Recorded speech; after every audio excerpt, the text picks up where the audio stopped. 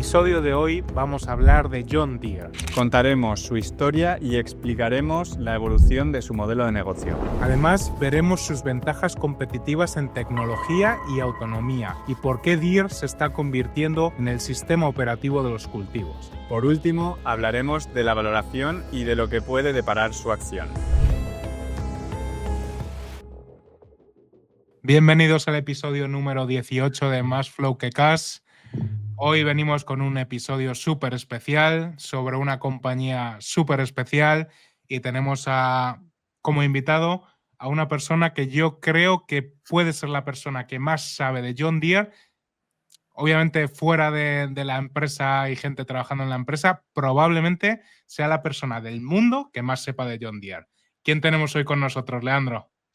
Pues nos acompaña Javi, que bueno, yo voy a contar un poco de su historia. Javi ha trabajado en fondos, y Javi, corrígeme si me equivoco, en el buy side, ¿no? En varios fondos, y ahora estás en InPractice, que bueno, explica si quieres un poco lo que es InPractice.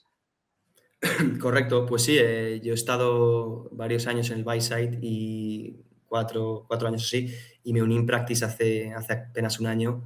Y nada, InPractice es una boutique de research o una expert network con un toque de research añadido. Nos centramos en fondos a largo plazo que hacen research en compañías de calidad, concentrados, research fundamental. Y un poco cómo empezó la compañía es, al final, bueno, las expert networks escaladas, como conocéis, como Tigus o GLG o Guidepoint, publican miles de transcripts al año.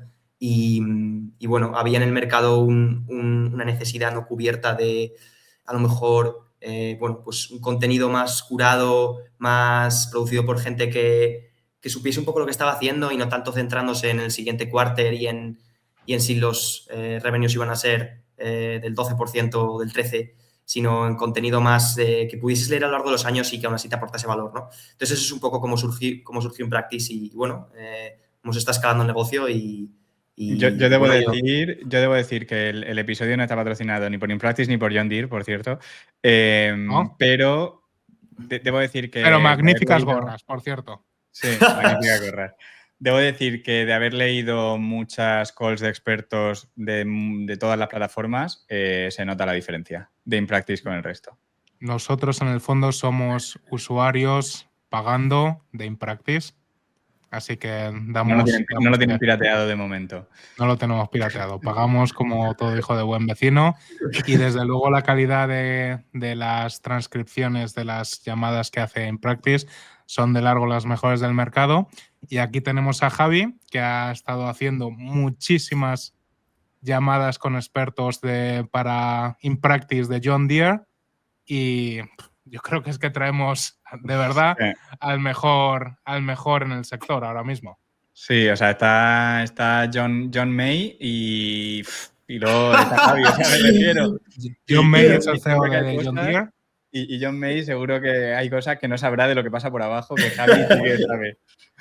A ver, es una absoluta exageración estos dos señores, pero sí que es cierto que hemos estado, o sea, yo cubro internamente, bueno, la parte como de negocios y más industriales, y la verdad que Deere ha sido como un foco muy importante en los últimos meses, y bueno, sí que está hablando pues he tenido más de 20 llamadas, pues desde, bueno, y luego también las que no están publicadas, ¿no? Desde granjeros de plantaciones de maíz o azúcar como yo. En Estados Unidos, exacto. En el tractor, mira, pupu.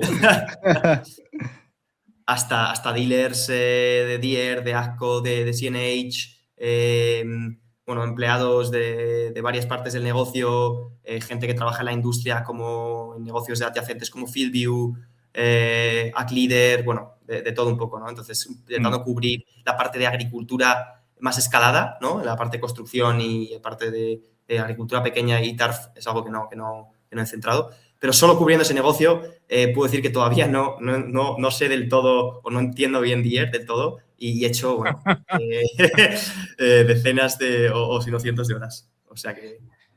Bueno, pues a los que os interese Deere va a ser un episodio increíble y a los que no, pues quedaos porque yo creo que Deere es una empresa bastante malentendida dentro de de todo el mundo financiero. Voy a ¿Qué dices empezar, eso, Leandro? ¿Por qué dices que es una empresa malentendida? lo vamos a ver en el... O sea, me refiero que tiene ciertas...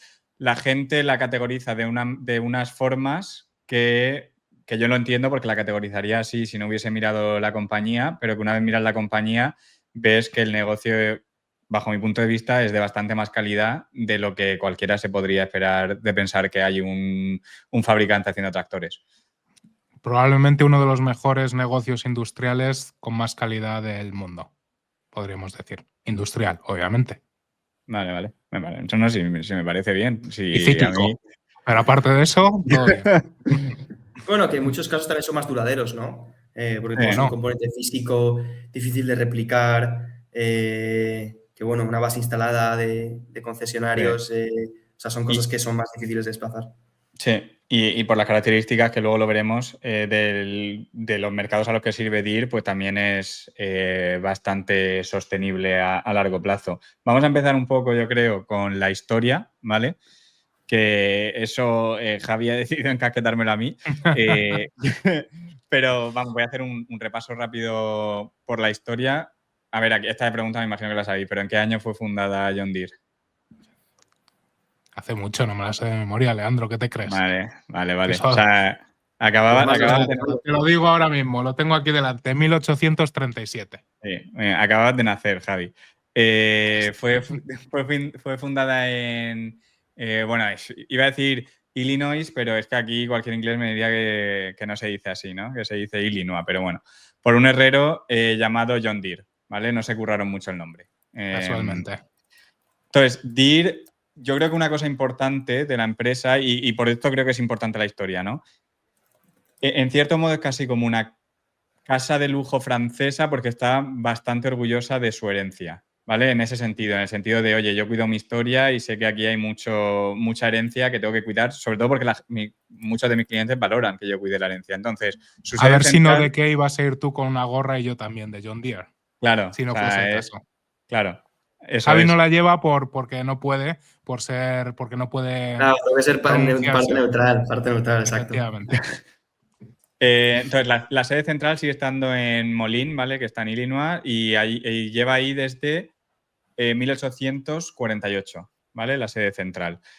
El primer producto, mucha gente entiende DIR como esto es una empresa de maquinaria agrícola, ¿no? Sobre todo, bueno, también de construcción, pero la gente la entiende como una empresa de maquinaria agrícola, pero obviamente 1838 el primer producto no era la maquinaria que hay hoy, fue un arado de acero, ¿vale? Y esto fue revolucionario en la época porque los que existían en aquella época eran de hierro y la tierra de toda esa zona era pegajosa, ¿vale? Entonces, cuando pasabas con el arado de hierro, cada 2 o 3 metros tenías que despegar la tierra y volver a hacerlo. Y con el de acero, pues acaban esos problemas. Entonces, pues Deere tuvo éxito y vendía 2.000 unidades anuales. Yo, personalmente, me encanta la empresa por el arado de acero, no por nada más. 80 años después de su fundación, es en 1918, aquí es ya cuando dan el primer paso al mercado de maquinaria, ¿vale? Primero intentan desarrollar su propio tractor, les sale fatal, es un desastre y se compran una empresa que se llama Waterloo Gasoline Engine Company, ¿vale? Y de esta empresa, pues, tienen el Waterloo Boy, que se llama así el tractor, creo, y empiezan a comercializarlo. Luego sí que se pasan a fabricar su propio tractor y sacan el modelo B, que es el tractor más vendido durante 15 años, ¿vale? Consecutivos. O sea que Deere empezó de bastante temprano a dominar la agricultura estadounidense.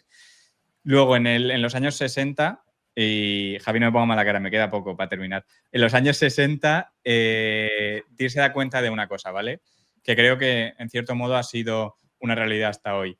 Hace falta maquinaria más potente, ¿no? Porque obviamente la población crece, la tierra es la que es y encima la mano de obra también es la que es. Entonces, pues hacía falta maquinaria más potente. En el año 60, Deere monta una conferencia que se traduce al castellano como Nueva Generación de Potencia y básicamente le dice al mercado, oye, yo me voy a centrar en hacer maquinaria mucho más potente. Esto ha seguido siendo así hasta hoy. O sea, ahora obviamente hay un foco un pelín distinto, pero ha seguido siendo hasta ahí, así hasta hace muy, muy poco. Lo vamos a ver, pero la gente no es consciente de la del tamaño de algunos tractores o máquinas de John Deere y todas las cosas que hay aledañas, que es realmente espectacular y que luego entraremos con Javi. Sí, y debo decir que es normal que la gente no lo sepa porque obviamente en los cultivos europeos, españoles y tal no vemos ese tipo de potencia, ¿no? Porque que siempre me hace gracia porque como en inglés se dice farm, siempre acabo diciendo granja, pero bueno, en los cultivos. Bueno, y ya solo me queda un paso. En 1999, Deere ya da el siguiente paso, ¿no? En los 60 ha pasado a la potencia y en el 99 decide complementar la transición con la tecnología, ¿vale? ¿Y qué hace la empresa? Pues se compra Navcom, ¿vale? Que es una empresa pionera en procesamiento de GPS. Entonces ya desde el 99 Deere ya le dice al mercado, no es solo una cuestión de potencia, sino también una cuestión de potencia y tecnología. Van a hacer falta las dos cosas para poder seguir añadiendo valor y que también se pueda satisfacer la demanda de comida. Entonces esto es de alimentos. Javi, esto es la parte de historia. Como ves, tampoco me he sobrado mucho. No, la idea que tenemos con Javi es quizá tocar 4 pilares fundamentales, ¿no? Que sería cómo ha cambiado el modelo de negocio en los últimos años, porque la rentabilidad del negocio ha crecido muchísimo, cuáles han sido las razones y por qué. No hemos tocado, Leandro, las 4 patas o los 4 verticales que tiene Deere. A lo mejor las podemos tocar con Javi también. Luego, Vale.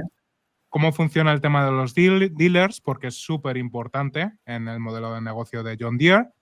Hablar sobre la tecnología y la autonomía, que mucha gente quizá no es consciente de que es el futuro de Deere, está ahí. Y quizá tocar el tema de la competencia antes de empezar a hablar de cómo está valorada la empresa y ver qué podemos esperar en el futuro.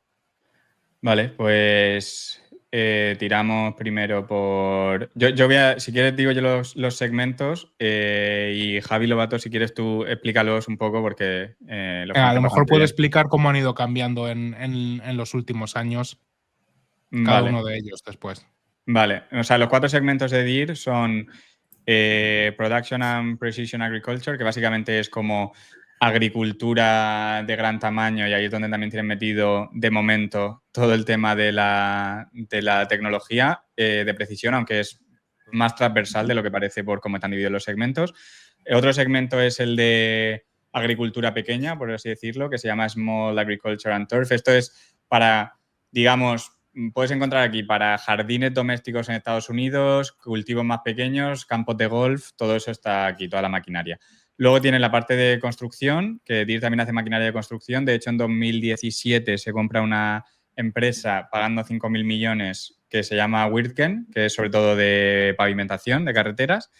Y luego tenemos un pilar que soporta todo esto, ¿vale? Que es Deere Financial Services, que básicamente es la pata de Deere que da financiación a los clientes de las otras, pues digamos, de los 3 segmentos que podríamos llamar operativos y que no son financieros, ¿vale? Entonces esas son las 3 patas y Javi, si quieres tú comenta cómo han ido evolucionando un poco a lo largo de los años. Y quizá una cosa antes de eso, hay mucha gente. 2 cosas. Una, se te ha olvidado mencionar el libro, Leandro. Vale. Hay un libro que te cuenta la historia de John Deere, de John Deere Way, que Leandro lo tiene también ahí y que pondremos luego en la descripción. La otra es que hay mucha gente que está mirando en un screener o lo que sea Deere, ve el nivel de deuda que tiene y dice, ok, está súper endeudada, paso. Explícanos por qué no es el hecho, Leandro. Vale, no es el hecho porque gran parte de esa deuda obviamente está en Deere Financial Services y entonces no es como que tenga deuda que no tenga contraparte, ¿vale? Al final son unos préstamos que Deere ha dado y Deere está generando un ROE sobre esa deuda. Entonces, Deere te lo da, esto. Te da la parte que es Deere Financial y te da la parte de deuda que es del negocio operativo, que Deere lo llama Equipment Operations. Hay que buscar, para eso hay que buscar dentro del annual report y entre medias. Sí. Pero para que sepáis, el apalancamiento que tiene Deere en la parte de operaciones, de equipamiento, es de 0,3 veces EBITDA. O sea, realmente casi no tiene deuda. Y cooperativa. también hay que decir una cosa, que es que en cierto modo la deuda que tiene DIR, la contraparte, aunque esto ya meternos, lo voy a decir brevemente, la contraparte que tiene es sus equipos, ¿no? Y los equipos de DIR son conocidos históricamente por aguantar o sea, tener un muy buen valor de reventa y de segunda mano, ¿vale? Entonces eso también es algo importante, porque no sería lo mismo tener esa deuda con la contraparte siendo la maquinaria y que la maquinaria perdiese valor muy, muy, muy rápido. Venga, vamos a callarnos y vamos a dejar a Javi que hable, porque es el que de verdad, el que más sabe de esto. Javi, adelante, te Pues vamos a acribillar a preguntas. yo creo que para empezar es importante entender un poco cómo está estructurado, ¿no? La parte del negocio de agricultura de precisión de Deere, porque al final cuando hablamos de Deere, la mayor parte del negocio es agricultura de precisión y sobre todo la mayor parte de beneficios. Es un negocio que tiene márgenes del 20 operativos, que para ser un negocio industrial de puro CAPEX es muy, muy alto. Luego, como ha dicho Leandro, las partes de TARF y agricultura más pequeña y construcción, pues también son interesantes, pero un poco el foco es en el negocio este de agricultura de precisión, donde realmente es un oligopolio. Es raro ver negocios tan grandes, industriales, con tantos años, que toquen, porque esto no es un nicho, o sea, esto realmente es esa agricultura para todo el mundo, ¿no? Y que sean un negocio tan oligopolístico, ¿no? Es decir, en Norteamérica, Deere tiene una cuota de mercado que ha subido los últimos 10 años del 50 a más del 60%, lo cual es una auténtica barbaridad. Y Deere hay un manager que a mí me gusta mucho que se llama Chris Hahn, de TCI, que dice que nosotros nos fijamos, ¿no?, en negocios con competencia débil, ¿no? Y esto es exactamente lo que le pasa a Deere, ¿no? O sea, es decir, Deere es un negocio muy oligopolístico en el que ha ido ganando market share a lo largo de los años, a pesar de tener una posición completamente dominante en el mercado, y donde la competencia no solo no está mejorando, sino que, es más difícil que incrementalmente puedan llegar a hacerle frente, ¿no? De hecho, aquí, solo por comentar una cosa, Javi, no sé si te acuerdas que lo comentábamos el otro día, que Deere es, digamos, la única en términos de tecnología que ha hecho algo mucho más cerrado que las otras, ¿no? Las otras se han visto en mucha más desventaja y han decidido abrir su arquitectura y decir, no, yo es que soy multimáquina, yo voy a intentar tal. Y eso para mí es señal clara de quién tiene la delantera y quién no la tiene y quién está intentando que la adopción suba utilizando la maquinaria de otros. Sí, o sea, completamente. O sea, para que nos hagamos una idea, luego podemos volver a esto, pero Deere, la parte de Precision Ag, que ahora mismo casi todo es hardware, son retrofits, y retrofits, para que nos hagamos una idea, por ejemplo, puede ser ExactEmerge, es un planter, que es una plantadora muy grande, que es una máquina que se utiliza para plantar. O sea, es decir, las maquinarias sería la pieza central del equipamiento, sería la cosechadora. Luego está el planter, que es esta plantadora, luego el sprayer, que se utiliza, pues para herbicidas, insecticidas, y luego tienes tractores, ¿no?, que son un poco más versátiles, que se utilizan desde la labranza hasta múltiples tareas, ¿no? Y luego tienes como equipo adyacente, que si drones, que si tal, pero las principales piezas serán un poco estas, ¿no? Y bueno, estos retrofits de los que hablo, pues puede ser, por ejemplo, en el ExactEmerge es una adición que es un add-on que tú le puedes meter al equipo, y es una pieza de hardware, una pieza de hardware que hace que plantes más rápido, o otra puede ser que seas más preciso a la hora de colocar el spray. Y esto es son piezas un poquito más especializadas, y esto lo llama Deere Precision Ag, ¿no? Dentro de la parte del segmento de PPA que hemos visto, esto lo llama Deere Precision Ag. Estos son como 4.000 o 5.000 billones, es como la parte más avanzada, por así decirlo. Dentro aquí estaría también el portfolio de software de Deere, que a día de hoy es muy pequeñito, son como de 400 a 500 millones. Pero esta parte de Precision Ag, el gap es tan grande que, para que nos hagamos una idea, los competidores principales de Deere son CNH, que ha hecho recientemente un spin-off de la parte industrial. Para que nos hagamos una idea, CNH ha tenido 6 CEOs en los últimos, la última década, 6 CEOs, mientras que Deere ha tenido 2. Forma parte del grupo Exor, ¿verdad, Javi? Bueno, ahora ya está un poco más separado, pero tradicionalmente sí que ha sido así. Por eso también ha sido una falta de foco brutal, ¿no? Porque tenías un negocio industrial muy grande de automóvil, con el negocio de agricultura, o sea, y luego también para que nos hagamos una idea, Deere es casi todo marca John Deere.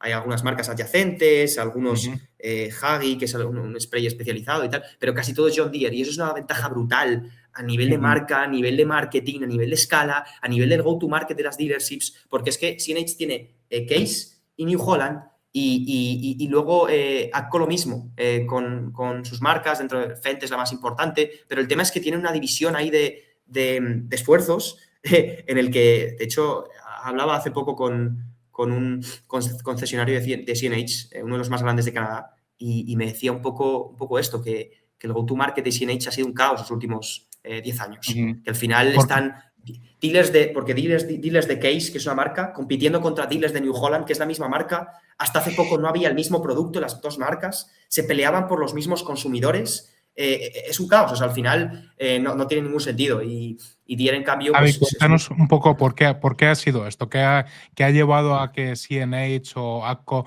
hayan llevado esta estrategia versus la de John Deere de monomarca.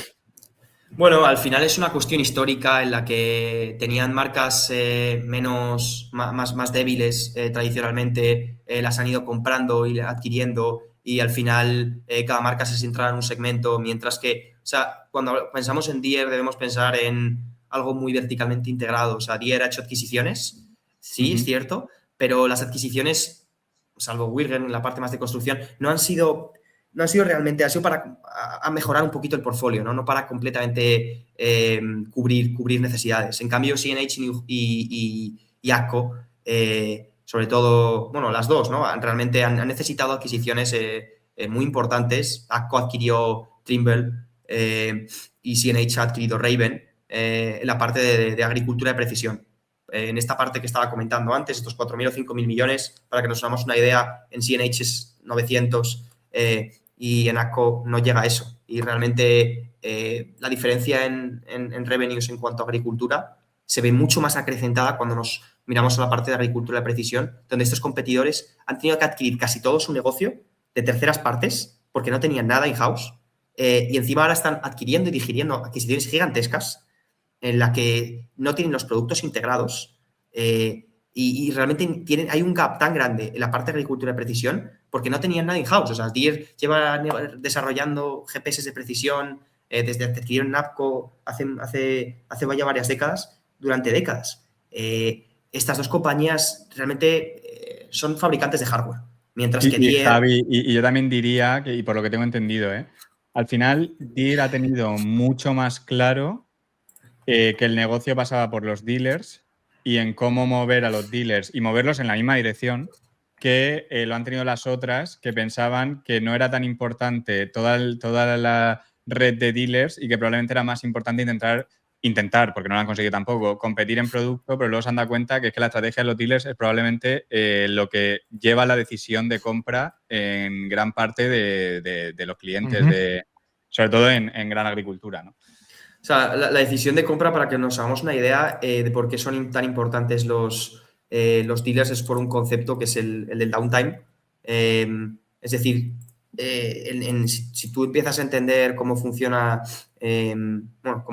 los cultivos de fila, como el maíz, que son los principales a lo largo del mundo, que es realmente donde Deere se centra, ¿no? O sea, Deere, cuando pensamos en agricultura, casi todo es maíz, casi todo es algodón y casi todo es soja, algo de caña de azúcar, pero realmente cosas como melón o vegetales necesitan mucho menos maquinaria, son mucho más manuales y realmente no son tan escalables.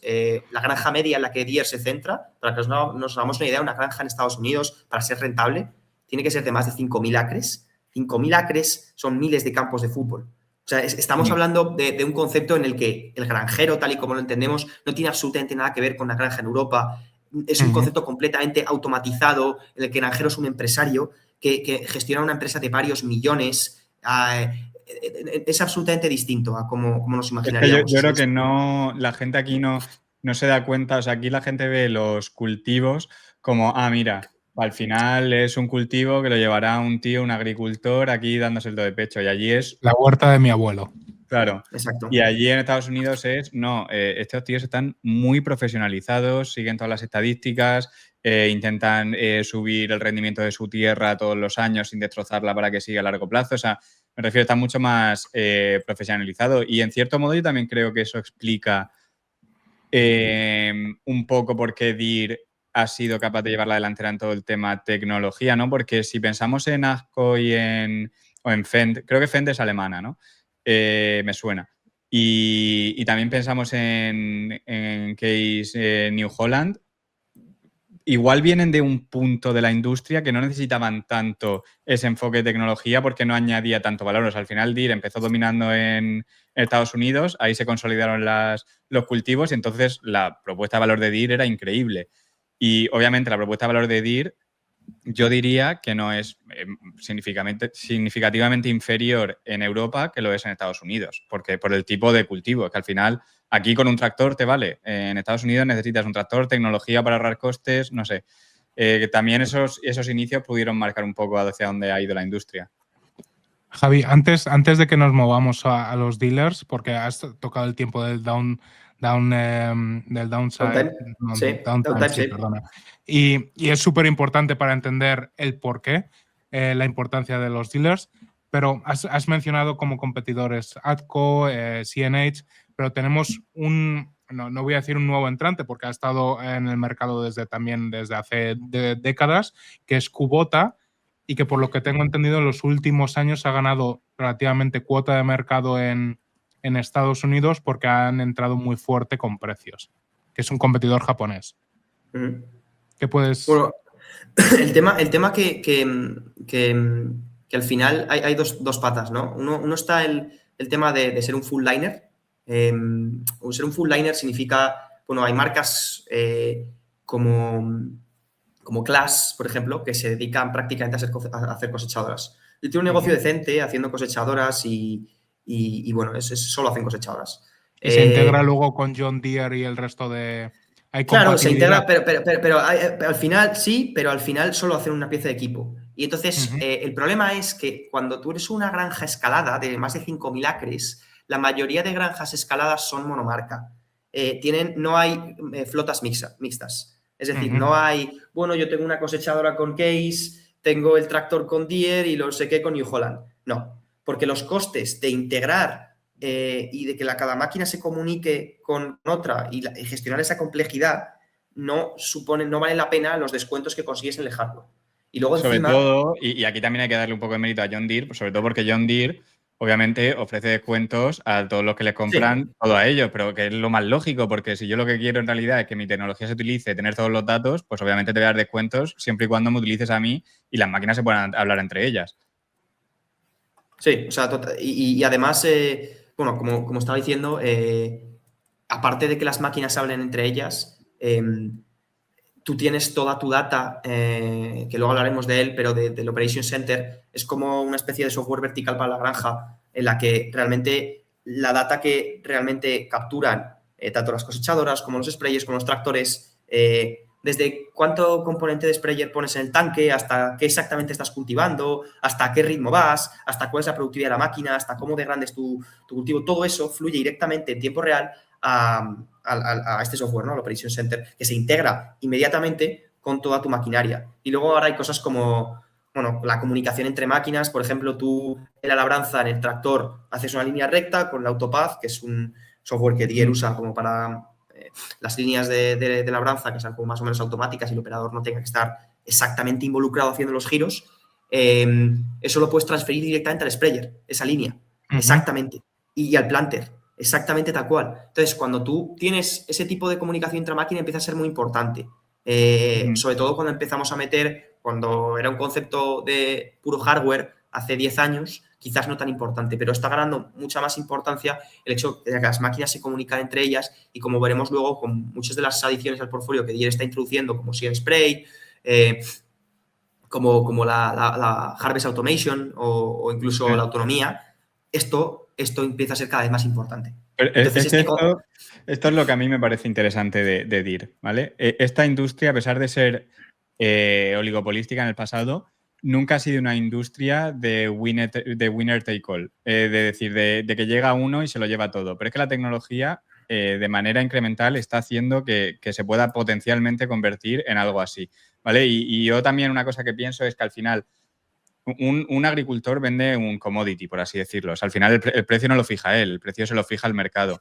Si yo tengo todo John Deere y con toda la tecnología soy mucho más productivo y el de al lado tiene una flota mixta, no tiene tecnología y es menos productivo que yo, eso significa que sus márgenes van a ser una mierda comparado con los míos, porque además yo no tengo que cambiar nada, es él el que tiene que cambiar, el precio no lo está dando el mercado. O sea, no hay manera de diferenciarse ahí. Entonces, eso es lo que realmente me parece interesante a mí, que hemos llegado a un punto donde la industria, obviamente no va a ser inmediato, pero sí la industria sí que puede haber llegado a un punto que digas, ahora sí que tiene sentido que haya uno por encima de todos.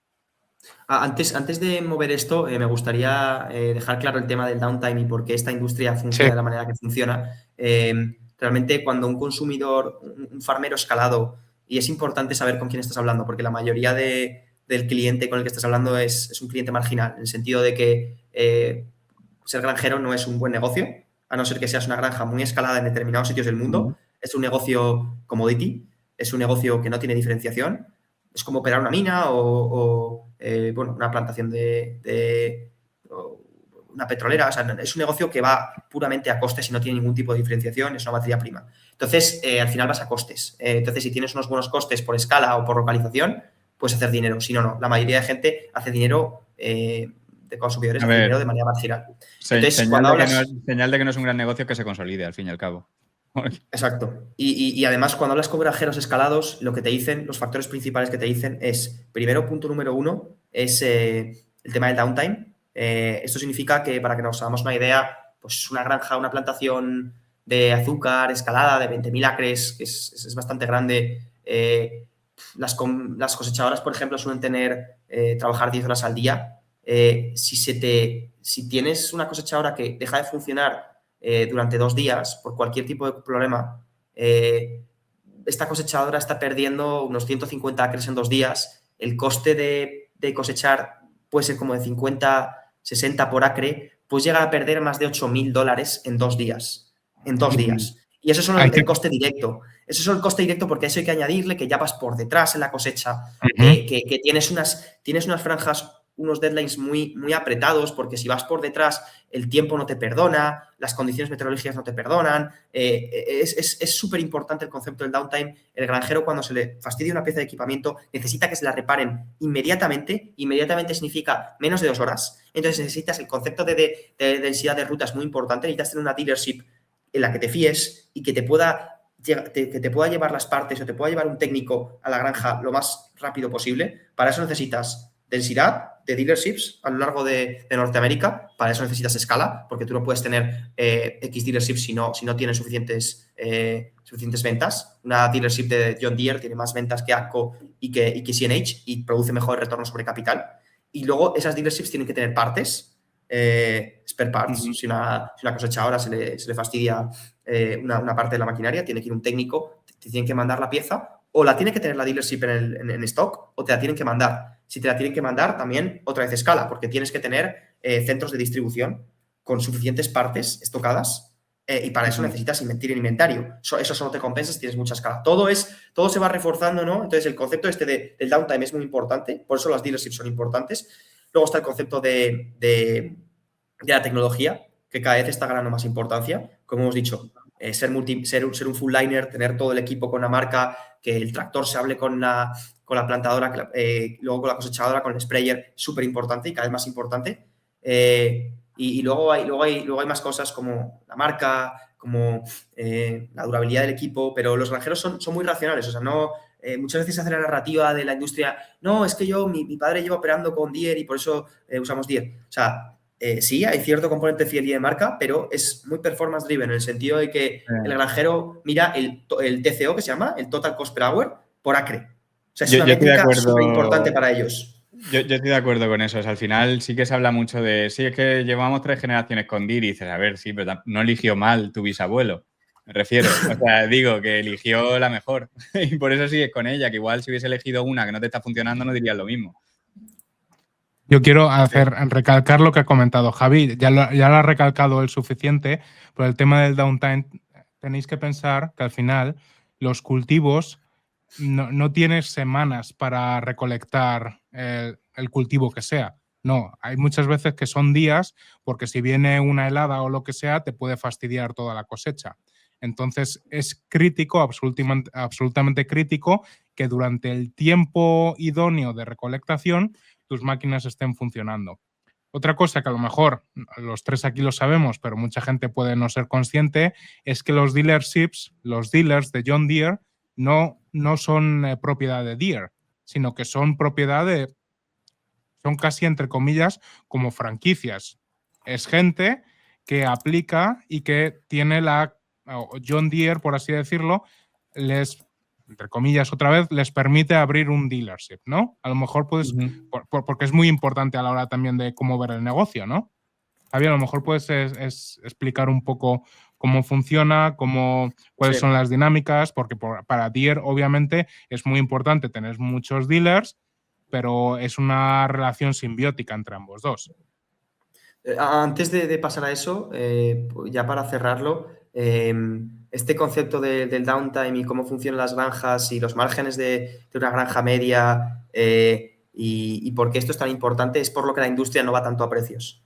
Tenemos una industria en la que a lo mejor, bueno, como estabas comentando, entra Kubota, tira precios, entran los chinos, tiran precios y podrían ganar cuota muy rápido, pero esto no pasa porque es más importante tener un servicio rápido, bueno, de calidad, que se integre. Para que nos hagamos una idea ahora, los concesionarios de Deere no es como un concesionario de coche, o sea, están muchísimo más integrados en el workflow y en el día a día de la granja. Te manejan, sí, que el concesionario pasas una vez y no vuelves. Exacto, porque son casi agrónomos y dan servicios de mucho valor añadido para la granja. Entonces, un poco hilando con eso, el go-to-market de Deere es a través de concesionarios. Ellos te venden directamente el equipamiento, al igual que tú no puedes ir a BMW y comprarlo directamente. Aquí vas al concesionario de BMW, pues vas al concesionario de Deere. Y no es solo una venta transaccional como es en auto, sino que es una relación que va a lo largo de toda la duración de esa maquinaria. Es decir, para que nos hagamos una idea, son muchos puntos de interacción, desde comprar la maquinaria hasta comprar partes varias veces al año. Luego varias interacciones de servicio, que te venga un técnico, porque tienen garantías estas máquinas, se estropean varias veces al año. Ahora incluso más con la tecnología, ¿verdad? Exacto.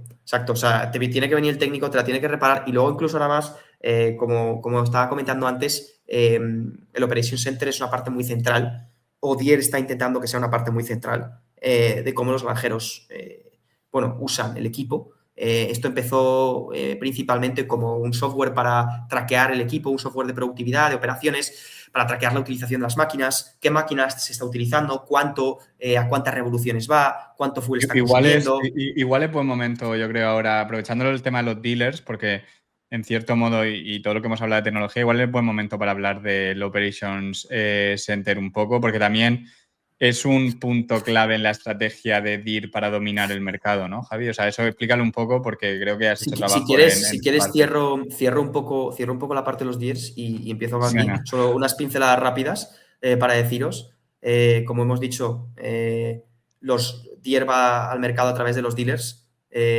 Los dealers, para que nos hagamos una idea, no son negocios excepcionales, son negocios de márgenes apretados, pero un dealer de John Deere tiene un retorno sobre el capital mucho más elevados que un dealer de CNH o un dealer de AGCO. La mayoría de las economics, el 75% de los profits de la dealership se hacen con partes de recambio y de repuesto y servicio.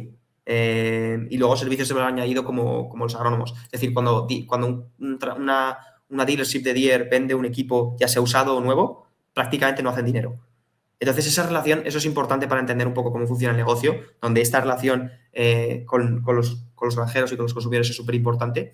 Y luego, los Deere son los encargados de la adopción de todo este tipo de maquinarias de agricultura de precisión y tecnologías. Es decir, cuando Deere saca algo al mercado, los Deere son realmente los expertos. O sea, tenemos que pensar en los dealers como una fuerza de ventas descentralizada que no es propiedad de Deere, aunque Deere tiene un control muy fuerte sobre ella, que no solo son expertos en vender estas tecnologías, sino en dar servicio y en entenderlas bien. Entonces, el Operation Center, como estaba diciendo Leandro, empezó, hace ya más de 10 años, no se llamaba así inicialmente, se llamaba John Deere, lo lanzará en 2012. Y bueno, como he dicho al principio, era para reducir un poco el downtime, para traquear las máquinas, para que el granjero tuviese un poco de visibilidad en cómo su maquinaria se está usando a través de la granja, traquear el consumo de fuel, de gasolina y de... Dir sacó el Operation Center un poco como el pegamento a toda la estrategia que llevaba Exacto. visualizando desde que compró Navcom, que era tecnología. Exacto. Y este es como un poco el pegamento que unía todo.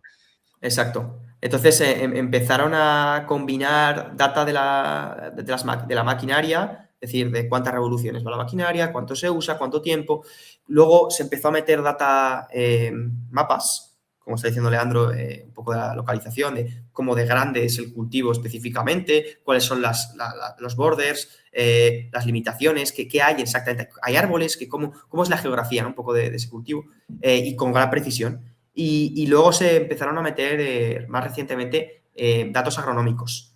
Es decir, qué plantas, qué tipo de semilla, qué tipo de variedad, cuando lo cosechas, tenemos que entender que Deere tiene datos sobre todo. Desde qué plantas, qué tipo de variedad, cuánto crece, cuándo lo recolectas, cuántos acres, cuál es la productividad. La productividad de un campo varía un montón. Desde a que tengas 5.000 acres, tú no tenemos que pensar que son todos iguales.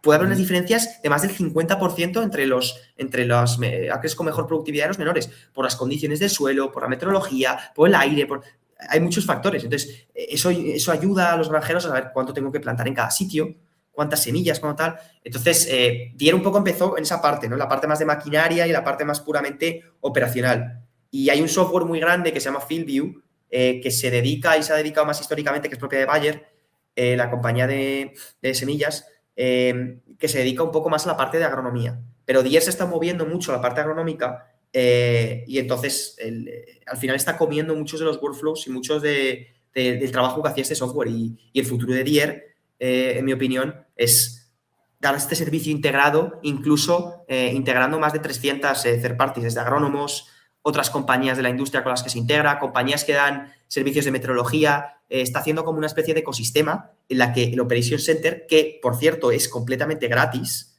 se puede monetizar, o sea, tienen algunos cargos por algunos cargos de data y tal, pero la suscripción base es gratis. Entonces, es un caballo de Troya que están dando para penetrar en estas granjas. Ya tienen 500 millones de acres en suscripción, que esto, para que nos hagamos una idea, es una absoluta barbaridad. Es el 25% aproximadamente de todos los acres del mundo, excluidos China, de plantaciones de estas plantaciones de escaladas de algodón, de maíz o de soja. El 25%. Es una absoluta barbaridad. Están en una suscripción de John Deere.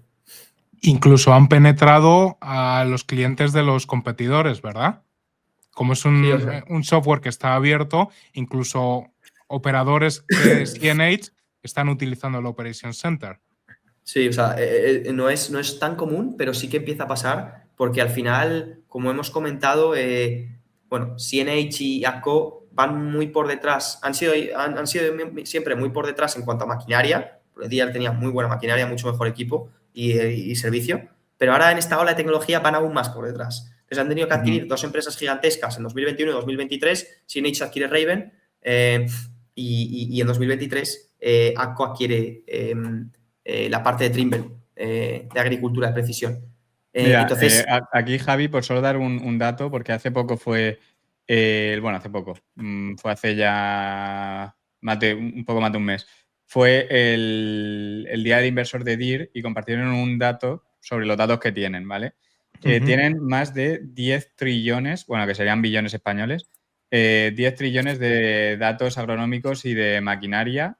Y claro, una cosa muy interesante que dijeron es que no solo es que sean 10 trillones de datos, es que son 10 trillones de datos únicos, porque la campaña de cultivo que se hizo en el año 2012 es única e irrepetible. Entonces, las condiciones que se dieron en ese momento, los datos que tienen de ese momento, eso no te lo puede coger alguien que entre hoy. Entonces, es como que lleva una ventaja enorme por el simple hecho de haberse adelantado.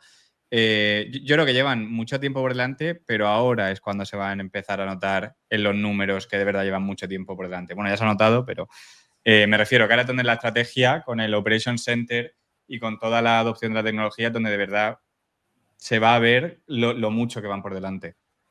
Sí, o sea, al final Deere, el negocio de agricultura, es más de 2 veces más grande que CNH y AGCO, y encima está creciendo a un ritmo más alto desde 2018. O sea, Deere, a pesar de tener una base mucho más grande, ha crecido al 7% anualizado de 2018-2024, que es como casi un 40%. AGCO ha crecido al 25% y CNH al 20%.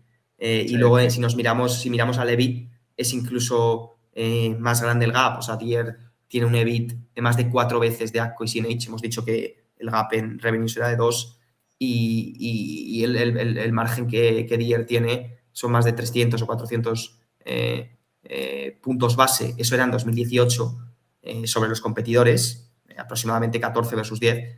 Ahora es más de 900. O sea, es decir, el gap no solo era grande, sino que se ha ido haciendo más grande y, como estábamos comentando, estas dos compañías han tenido que adquirir la mayor parte de sus ventas de agricultura de precisión, vienen de adquisiciones muy grandes que han hecho en 2021 y en 2023, que todavía están digiriendo y que realmente no están integradas. Mientras que Deere ha sido casi todo in-house a lo largo de los años.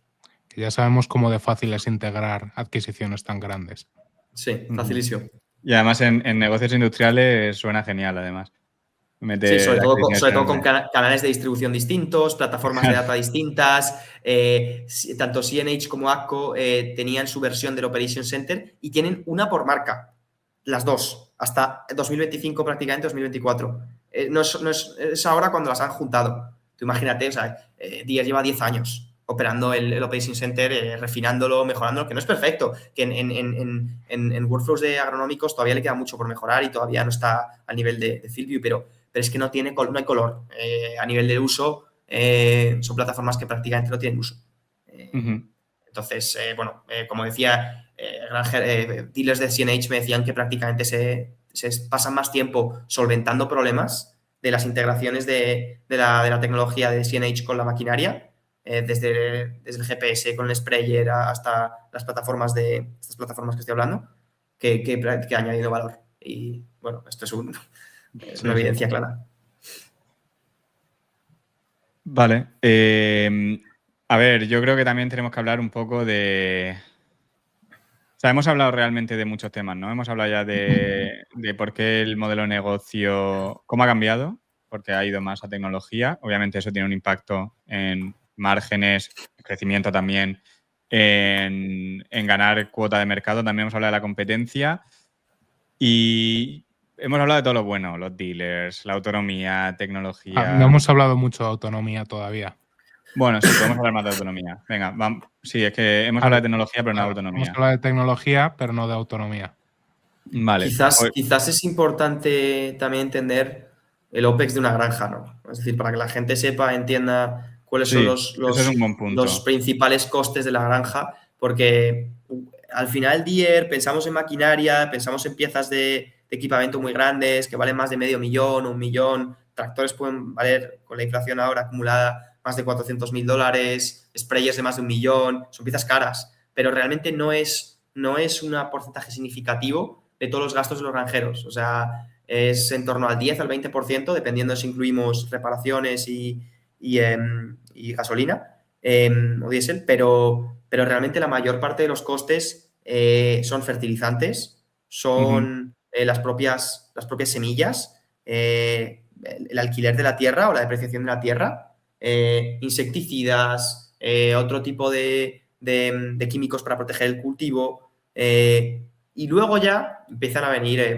partes como más pequeñas, que son, ya te digo, el 10 al 20%. O sea que es importante entender eso, porque al final Deere solo ha históricamente monetizado esa parte del 10 al 20% de todos los costes de la granja. Y la visión que tuvieron ellos hace mucho tiempo, y que todavía es muy pronto y todavía están en los inicios de intentar esta transición, es pasar de ser un proveedor de maquinaria a ser un proveedor de soluciones para la granja. Entonces, pasar de ser posible de ser posible tarjetear, y perdona que uso muchos anglicismos, no me salen las palabras en español directamente, es lamentable, lo sé, pero pasar de este 10 al 20% a toda esa parte restante.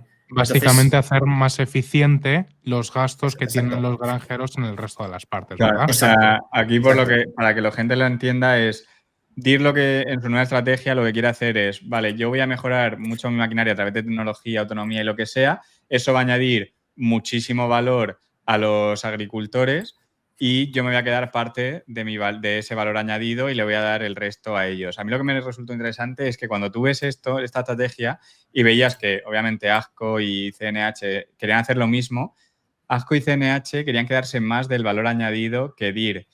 Y claro, me parece interesante porque Deere es potencialmente la que podría hacer esto, pero no lo hace porque Deere sabe que no es la manera de sobrevivir a largo plazo. Y probablemente AGCO y CNH se quieran quedar más porque lo necesitan. Al final lo necesitan ya.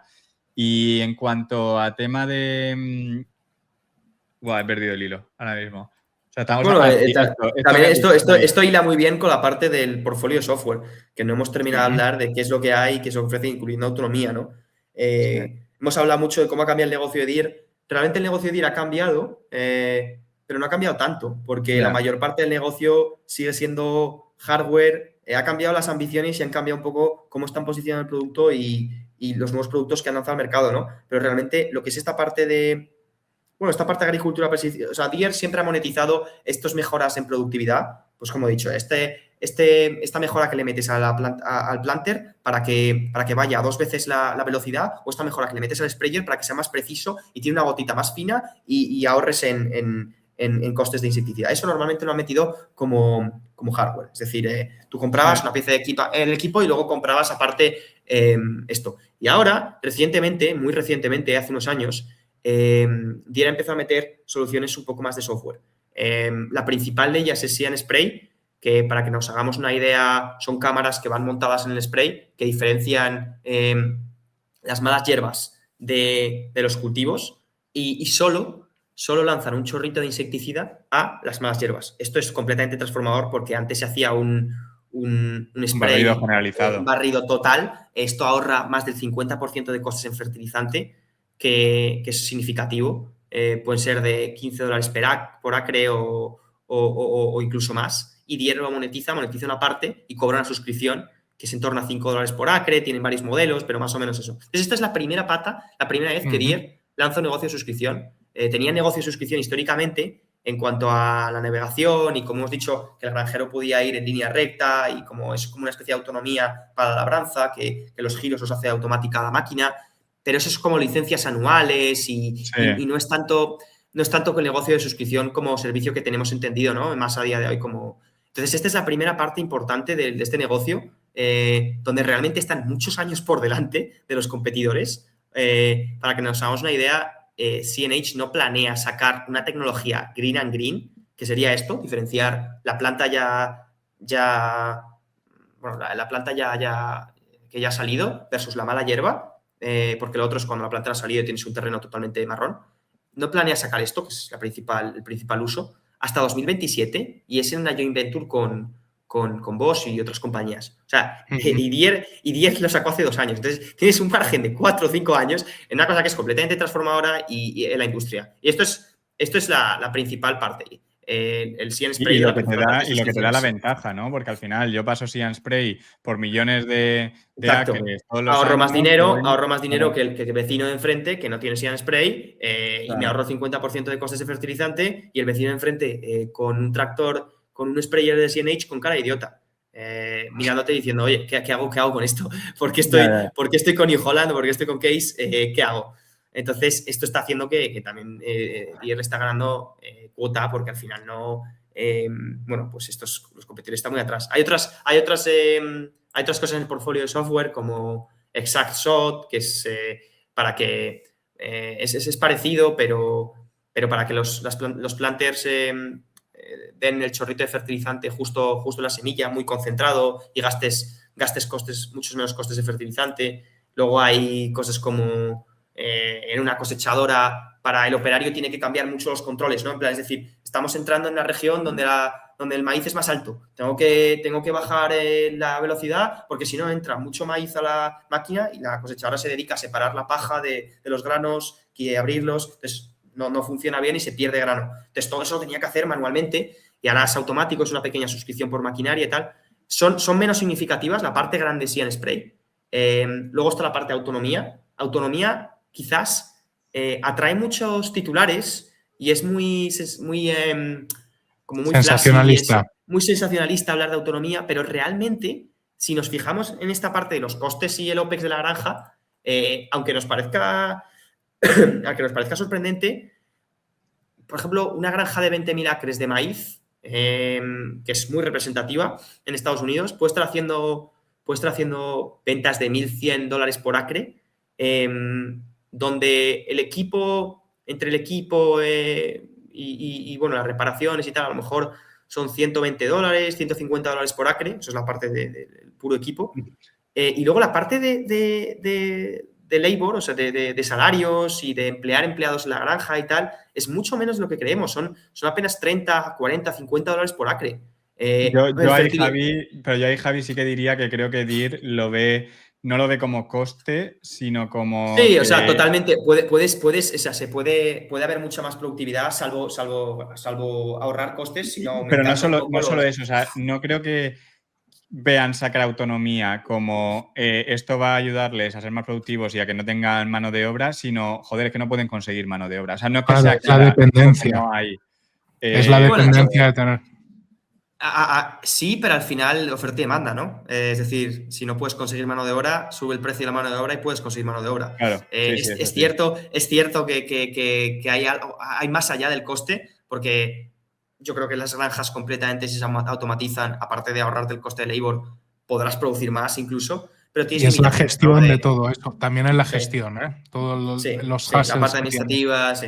A ver, que si hay una crisis en Estados Unidos no va a haber mano de obra que no quiera trabajar en el campo, yo creo. Van a tener gente haciendo cola probablemente. Pero para que nos hagamos una idea, el fertilizante, los pesticidas y las semillas, $300 o $400 por acre. Es enorme esa parte. Entonces, por eso Sin Spray está interesante, porque ahora mismo es solo en herbicidas, pero se va a expandir a insecticidas y a fungicidas, y eso es súper interesante. Y lo que pueden hacer también la parte de Saxot ahorrando en costes de semillas, muy interesante. Lo que pueden hacer Cuenta un Operation poco Center. esto.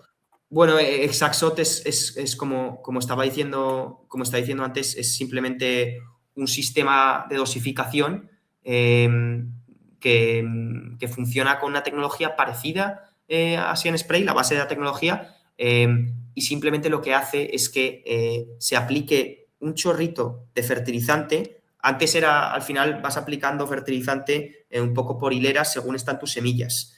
Pero ahora es un chorrito muy concentrado, muy pequeño, muy preciso, una gota muy fina que cambia según la velocidad de la maquinaria, que tiene sensores, que tiene un aspersor que está muy cerca de la tierra, que lanza una gota muy pequeñita y que lo lanza encima alineado con dónde ha caído la semilla, porque a lo mejor la semilla está en el centro, está un poco a la derecha o está un poco a la izquierda. Esa máquina, esa información la ha recolectado antes el planter. Es que es una barbaridad, y luego esa información pasa directamente al planter o al sprayer y mete el chorrito de fertilizante exactamente donde lo tiene que meter. Y eso todavía es pronto, pero Deere dice que puede ahorrar un 60% de los costes de fertilizante. Entonces, al final, hay muchos como partes de la granja que no nos damos cuenta y que al final Deere ha ido poco a poco intentando reducir costes o mejorando la productividad. Y esto es también un poco por lo cual el tamaño de la granja se ha ido haciendo más grande, cada vez hay menos granjas y cada vez la granja media es cada vez más grande. Para que nos hagamos una idea, hablé con un granjero de Estados Unidos y me mencionaba que los yields, o sea, como la productividad, por así decirlo, por acre, se han triplicado desde hace mucho tiempo, pero me decía desde 1972. Me decía que una combinación de... Aquí ha habido mucho de Bayer también, las semillas y se han ido haciendo mejores y los fertilizantes y tal, pero también mucho de maquinaria, ¿no? Y de cómo Deere ha ido ahorrando en fertilizantes, en insecticidas y bueno. A mí lo que me queda claro es que si llega todo el tema de autonomía y se hace una realidad, que la realidad está bastante más cerca de lo que creemos, ahí sí que hasta luego flotas mixtas. O sea, necesitas que todo se hable entre sí y ¿se podrá hacer? Pues sí, pero es que yo creo que no tendrá mucho sentido. Si quieres hacer algo autónomo, tener maquinaria de distintos proveedores que no saben ni la tecnología que lleva una si es compatible con la otra, o sea, Eso me parece un punto muy fuerte a favor de Deere, porque además Deere, bueno, si va por delante en See and Spray, no quiero saber lo que va por delante en autonomía. Autonomía porque Deere organiza su negocio en sistemas de producción, ¿no? En plan, si es maíz, oye, yo quiero tener una plantación de maíz que sea autónoma. Entonces, no sé cuántos años irá por delante, pero si en See and Spray va 2 años por delante, o sea, 4 años por delante, pues en esto que Deere aún no lo tiene, ¿no?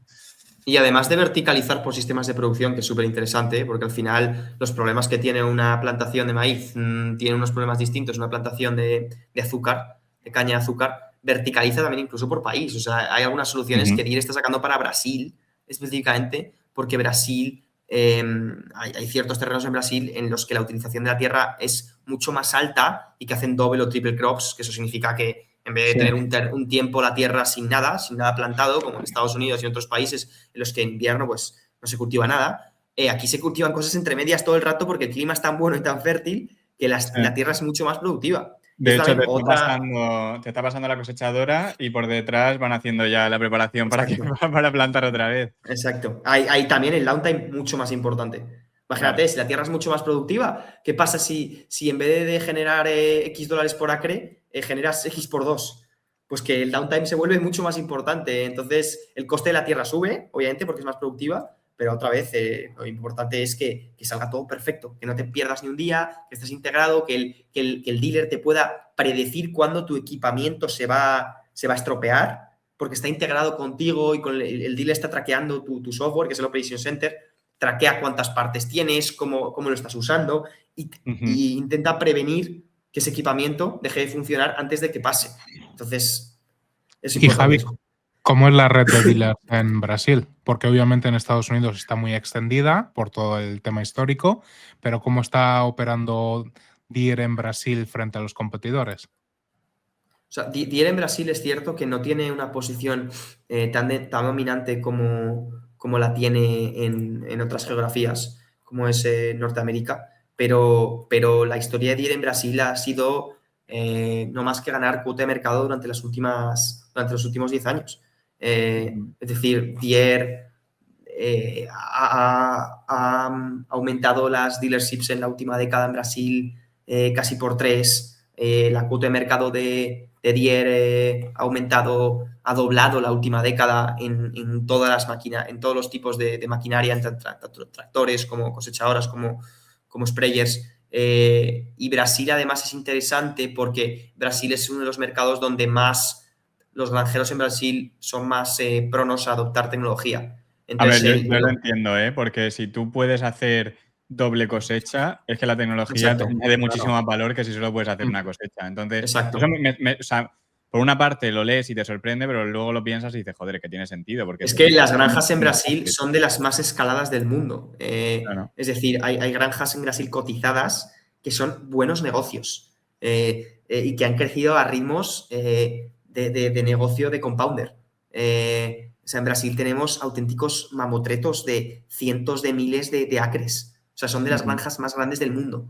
Y Brasil está creciendo y comiendo cuota mucho de exportaciones a muchos otros países. Porque al final tienes un terreno que lo propicia. Entonces, la red de dealers en Brasil ha ido mejorando, la integración con el Operation Center ha ido aumentando y, sobre todo, hablando con algún dealer en Brasil, ya muchas de estas decisiones de qué equipo coger, que tradicionalmente se usaban o se tenían solo en cuenta en función a precios, ahora se están teniendo también más en cuenta. El Operation Center tiene mucho peso a la hora de decidir, oye, yo elijo Deere versus elijo New Holland o elijo Case. Entonces, todavía en Brasil hay mucha más flota mixta, todavía en Brasil hay menos presencia menos dominancia de Deere, pero bueno, la historia de Brasil en los últimos 10 años no ha sido más que subir cuota de mercado. Al final, cuando un mercado pasa de labor a capital, pasan estas dinámicas. O sea, cuando en India, por ejemplo, tenemos en India la mayor parte del mercado indio es un mercado de granjas enanas, productividades muy bajas, un mercado súper driven por la mano de obra, donde extremadamente un tractor puede costar una absoluta miseria, o sea, 4 veces menos que en Europa. O sea, son máquinas es Mahindra, ¿no? Calidad. Es empresa india, ¿no? Mahindra es el principal competidor, pero Mahindra hace de todo. Mahindra es un conglomerado con auto, o sea, es una empresa no tiene un foco. tractor de Mahindra, La sofisticación. no es ni de broma, la sofisticación no es ni similar. Lo que pasa es que es un mercado en el que no requiere sofisticación y en el que realmente no es rentable la sofisticación. Es, por ejemplo, la misma analogía a Amazon. Amazon en Estados Unidos a lo mejor le es muy rentable hacer un centro de distribución súper robotizado, porque los costes de mano de obra son muy altos versus el capital. Pero Amazon en Nicaragua no tiene sentido que haga tiene sentido mirando muy a largo plazo, pero como la mano de obra es tan barata, no es tan rentable el capital versus la mano de obra. Entonces, en mercados así, todavía es importante entender por qué en mercados así Deere no tiene una cuota de mercado tan alto. O sea, cuando ahí me resultó, Javi, interesante. No sé si lo viste en el Investor Day, que hicieron algunos comentarios de India, que en India no se están consolidando los cultivos como tal, pero sí que se está consolidando la operativa de los cultivos, que hay como contractors grandes que llevan varios cultivos. Y entonces que Deere ya está hablando con ellos ya muchos utilizan el Operation Center. Entonces me parece bastante interesante porque lo van a poder conseguir, o sea, lo podrían teóricamente introducirse en el país incluso sin necesidad de que se consoliden lo que es los dueños de los cultivos, simplemente con que se consolide la base operativa, que es lo que está pasando. Deere al final en India tiene una cuota de 7, 8, 10%. Mahindra es más de 40%, pero porque casi todos son tractores un poco commodities, un poco sofisticados. Pero lo que dice Leandro es súper importante y es un poco más el bull case de Deere, que es que puedan llegar a montar un ecosistema en torno al Operation Center. Como si habéis estudiado alguna vez, Leandro, sé que tú lo has hecho, negocios de contabilidad de software son de mis negocios favoritos. Pueden llegar a crear un ecosistema al lado o alrededor del software en el que no solo tienes al contable, sino que tienes al advisor, tienes al proveedor. Entonces todos usan al final el mismo software para un poco conectarse entre sí, ¿no? Entonces, esto de integrar a los agrónomos, por ejemplo, que está haciendo Deere, y que los agrónomos, que son una especie de consultores de la granja, que te dicen, es como si contratas una consulta y dicen, ¿qué semillas debo plantar para la siguiente temporada? Pues ya usa la data de Deere. Las dealerships dan muchos servicios de agronomía. Esto que está diciendo Leandro, los contractors en India usan un poco el software de Operation Center para integrarse con los propios consumidores. En la parte de TARF y de equipos más pequeños, que son básicamente campos de golf o incluso contractors en Estados Unidos que se dedican a cortar el césped a empresas muy grandes y a esos, por ejemplo, hay una integración, están haciendo mucho push Deere ahora para ganar empresas más B2B de ese sector. Entonces, muy interesante lo que puede pasar ahí. Empiezas a meter diferentes partes, los empiezas a integrar a los consumidores con los proveedores, haces todo gratis. O sea, al final suena un poco de como... Todo ecosistema, un poco ecosistema. Sí, pero que suena un poco cliché decir que Deere, yo titulo algún artículo así, debo decir, pero que poco a poco se está convirtiendo en el ecosistema de un cultivo y es lo que es. Y al final, si quieres, en el futuro, si Deere lo hace bien y quieres participar en algo en un cultivo, probablemente tengas que tocar algo que tiene Deere, porque si no, no vas a poder estar integrado con lo que quiere el agricultor. Y es que lo difícil de esto es que cuando tú eres un competidor y entras de nuevas y dices, oye, pues es que es muy posible, ¿no? Porque la replicación a nivel de hardware es fácil de conseguir en todas las industrias. Bueno, no fácil, pero se puede conseguir, lo vemos en todas las industrias, la comoditización del hardware. Tú llegas y imagínate, pues puedes sacar una cosechadora mejor que Deere un año. En concreto en cosechadoras Deere es muy fuerte, pero imagínate. Pero el tema es que la replicación a nivel de hardware no es lo importante. Y el tema es que cuando tú llegas al mercado de nuevas, no necesitas una cosechadora nueva, necesitas un ecosistema entero. Necesitas un sprayer, una cosechadora, una tal, y ahora un dron incluso en el futuro. Entonces, si eres un competidor nuevo, estás jodido, porque necesitas tener un line-up tan grande y abarcar tantas cosas de primeras que necesitas casi tener un ecosistema para la granja. Entonces, esto solo va... yo no sé, imagínate si los drones se empiezan a usar en el futuro y el scouting aerial empieza a ser algo relevante. Pues Deere tiene entera integrado con el Operation Center, integrado con la data del sprayer. O sea, es difícil. Es difícil penetrar esto y es difícil porque las flotas mixtas y la coordinación entre equipos, la interoperabilidad entre equipos, puede ser que en el futuro funcione, pero de momento no funciona muy bien. De hecho, si no me equivoco, Deere compró hace relativamente poco, una empresa de drones. O sea que ya se ve por dónde van los tiros. No sé, Javi, si quieres que pasemos a riesgos igual. Antes una pregunta, Javi. ¿En qué otras geografías por productividad de la tierra pueden ser las potenciales nuevas Brasiles? Bueno, al final China puede ser interesante y China es complicado porque al final, como sabemos todos, es un sitio un poquito más cerrado y donde, bueno, es difícil Me hace entrar. gracia, me hace gracia la diplomacia. Está bien. China es un foco negro, es un agujero negro, del cual sabemos muy poco y del cual Al no se puede líder entrar. Chi a lo mejor no le Sí, hace mucha no se gracia le ver puede. tractores verdes por ahí. Exacto, exacto. Entonces, Y ese puede aparte, ser. La verdad que Sudamérica está cogiendo mucha Argentina siempre ha cuota. tenido plantaciones muy grandes, ¿no? O sea, para que nos hagamos una idea, esto es interesante porque para que nos hagamos una idea, Europa es un mercado relativamente grande en cuanto a agricultura. De hecho, el mercado de maquinaria europeo es como el 30% del mercado mundial, pero es que es un mercado falso. Y explicaré por qué, en el sentido de que es un mercado que, para que nos hagamos una idea, el 45% de los ingresos de los granjeros en Europa vienen de subsidios. Esto es un reflejo de subsidiado y Europa. minifundios. Es Esto es un reflejo de Europa. antiproductivo. Exacto, esto es un reflejo de Europa en general, que es lamentable. Nos gusta regular y subsidiar, poco más hacemos, pero es un Bueno, 45% y, 50%. y- y bebe- y disfrutamos de Y las ASML, terrazas y así y en España, ASML, poco más. ASML también, perdón, ASML, perdón. ¿Qué estoy diciendo? ASML, subsidiar y regular, sí, es verdad.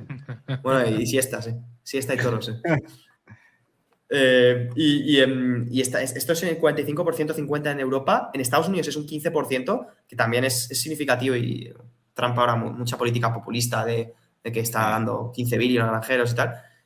Pero en Brasil es un 3%. Y tú te imaginarías, oye, Brasil, economía menos desarrollada, no sé qué, totalmente real. O sea, es decir, están ganando cuota por propio mérito. Al final son climas muy tropicales en donde puedes hacer dobles, triples cultivos y donde la tierra.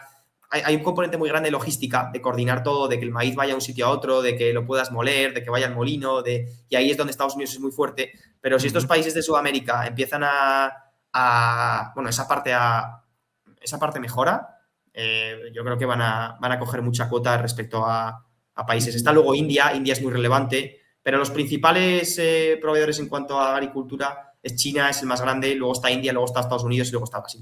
A mí me parece Argentina también está por ahí.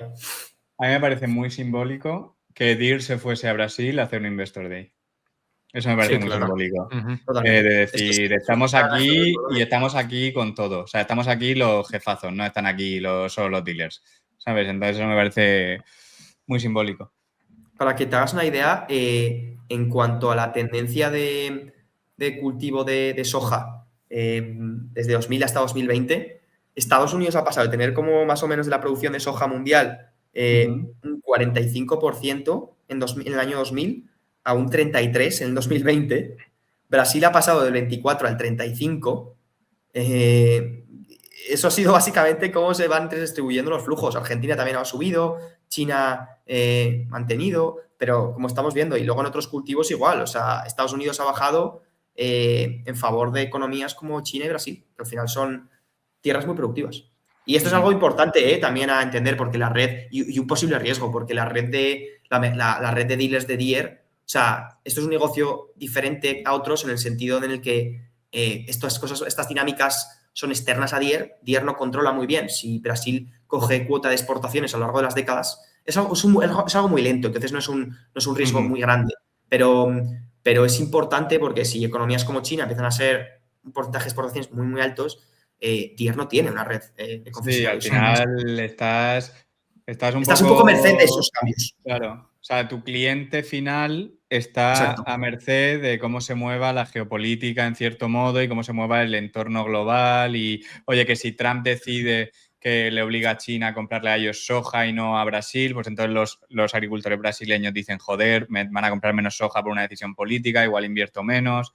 No sé. Y luego, otra cosa que no hemos hablado es el producto subyacente. O sea, es decir, Deere sobre todo da la maquinaria a maíz, soja, algodón, caña de azúcar, pero eso hay más, pero son los mercados grandes.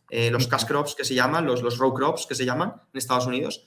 Pero, por ejemplo, toda la parte de las granjas animales, tanto de pollo como de carne, casi nada usa, eso no usa equipamiento, usa mucho menos maquinaria, es mucho más manual.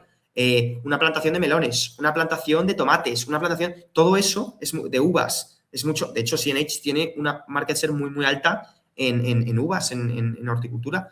También te entonces, digo que me parece que tiene, en cierto modo, sentido porque es menos trabajo de súper gran escala, sí. paso por la tierra y lo reviento todo. Aunque no Es sé si menos dijo escala. esto, no sé si Pero dijo digo que esto algo en el Investor eso Day también de es que quieren. importante. Eso también es importante a la hora de ver un poco, oye, tienes que ver un poco dónde evoluciona esto. Tenemos Sí, que tener sí. en cuenta también que la mayor parte del maíz y la soja y esto va para los animales luego, o sea, no es para consumo humano o para energía o tal, pero es importante tener un poco una visibilidad y una visión de, oye, el consumidor final, cómo cambia, la demanda final, cómo está cambiando, ¿no?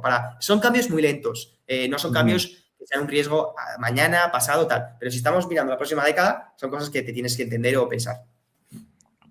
Suelto yo otro riesgo y así hablamos un poco de los riesgos ya para ir cerrando. Yo diría, uno de los riesgos principales, ¿vale? Yo creo que tiene DIR ahora, ¿no? Es la Federal Trade Commission con todo el tema del derecho, traducido derecho a reparar, ¿vale? O sea, aquí lo que se han juntado varias asociaciones de agricultores y lo que han hecho ha sido quejarse de que ellos quieren reparar su propia maquinaria, pero en muchas ocasiones, según ellos, tienen que ir al dealer de DIR a que se lo haga porque con todo el software no les dejan tocar ciertas reparaciones. Entonces, la FTC se ha metido y, claro, esto, como tú decías, Javi, antes, 75% de los profits de los concesionarios, de los beneficios, son partes.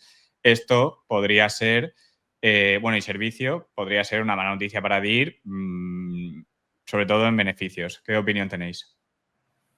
Sí, esto es importante. Es algo en lo que voy a hacer mucho trabajo en los próximos años y meses, pero es algo que no es tan sencillo porque al final hay muchos repairs que el granjero ya puede hacer de por sí y DIR tiene una herramienta que le permite a los granjeros hacer los repairs de por sí. Es cierto también que esto lo han ido sacando un poco por obligación.